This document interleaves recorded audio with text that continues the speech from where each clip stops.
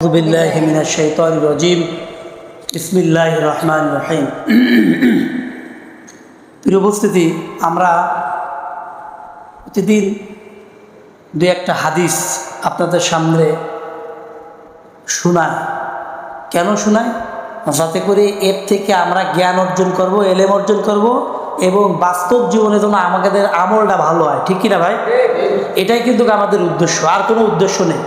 মানুষের বিভিন্ন ধরনের উদ্দেশ্য থাকে, এক একজনের এখন উদ্দেশ্য নিয়ে ঘুরে বেড়ায়। কেউ ক্ষমতাটা টিকিয়ে রাখার উদ্দেশ্য বিভিন্ন ধরনের কলা কৌশল করে, কিন্তু আমরা উদ্দেশ্য না, আমাদের প্রত্যেকটা উদ্দেশ্য, আমাদের প্রত্যেকটা কাজ কার জন্য হবে ভাই? আল্লাহর জন্য হবে। আল্লাহ রাব্বুল আলামিন বলেন, কুল ইন্না সালাতি ওয়া নুসুকি ওয়া মাহইয়ায়া ওয়া মামাতি লিল্লাহি রাব্বিল আলামিন। আল্লাহ কি বলতেছেন? যে আমার নামাজ, হে নবী আপনি বলুন, আমার নামাজ, আমার কোরবানি, আমার হায়াত, আমার জিন্দেগি সব কিছু কার জন্য করবো ভাই? আমার উঠা বসা, আমার খাওয়া দাওয়া, আমার দল সব কিছু আল্লাহর খুশির জন্য করব। আল্লাহর খুশির জন্য যখন আপনি করবেন, তখনই কিন্তু প্রত্যেকটা কাজ আপনার আল্লাহর কাছে গ্রহণযোগ্য। আর যখন আল্লাহর খুশি থাকবে না, মানুষের খুশি করার জন্য থাকবে, নেতার খুশি করার জন্য থাকবে, তখন কিন্তু আপনি এর থেকে কোনো ফায়দা পাবেন না, আল্লাহর কাছে কোনো কিছু পাবেন না। এজন্য আমল যদি করতে হয়, একমাত্র কার খুশি করার জন্য করবেন?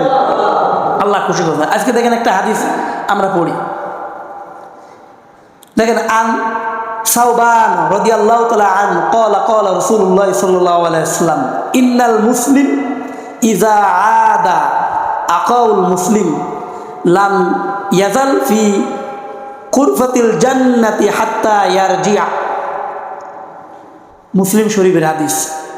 দেখেন হযরত সাওবান রাদিয়াল্লাহু তাআলা থেকে বর্ণিত, রাসূল সাল্লাল্লাহু আলাইহি ওয়াসাল্লাম বলেছেন, একজন মুসলমান যখন তার কোনো রুগ্ন মুসলমান ভাইকে দেখতে যায়, তখন যেন সে বেহেশতের বাগানে ফল আরোহণ করতে থাকে। সুবহানাল্লাহ বলেন। একজন শুধু ইসলাম শুধুমাত্র আপনাকে নামাজ রোজার কথা বলে নাই। একজন আমাদের পাড়া প্রতিবেশী, অনেক সময় অনেক ভাইরা, অনেক আমাদের আপনার পিতার সমতুল্য বয়স্ক লোক হোক, অনেক ভাইরা আছে অসুস্থ, তো থাকে না ভাই? এই অসুস্থ রুগীকে দেখতে যাওয়া, নবী সাল্লাল্লাহু আলাইহি ওয়াসাল্লাম বললেন যে বেহেশতের ভিতরে সে ফল আহরণ করে, ফল খায়, এরকম সব পরিমাণ আল্লাহ তাআলা তার আমল নামায় দিয়ে দিবে। সুবহানাল্লাহ। বাড়ি ফিরে না আসা পর্যন্ত, বাড়ি না ফিরে আসা পর্যন্ত সে বেহেশতের বাগানে ফল আহরণ করতে থাকে। এজন্য আমাদের সমাজে আমাদের কিন্তু এগুলো খেয়াল করা দরকার। আমাদের পাড়া প্রতিবেশী অনেক সময় অসুস্থ থাকে, তো অসুস্থ থাকার অর্থ এরকম না যে আমরা দেখতে যাব, শুধুমাত্র দেখতে যাবো তা না। আমরা কি করব? তার জন্য কিছু নিয়ে যাব।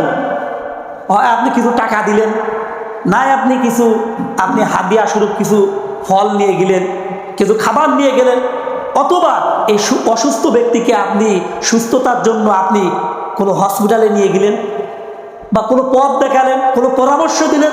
যাই করবেন না কেন, আল্লাহ রাব্বুল আলামিন এই জান্নাতের ভিতরে আপনার ফল আহরণ করার সব আপনার আমল নামায় দিয়ে দিবেন। সুবহানাল্লাহ। তো যে কথাগুলো বললাম, আল্লাহ তাআলা আমাদেরকে বাস্তব জীবনে আমল করার তৌফিক দান, বলি আমিন।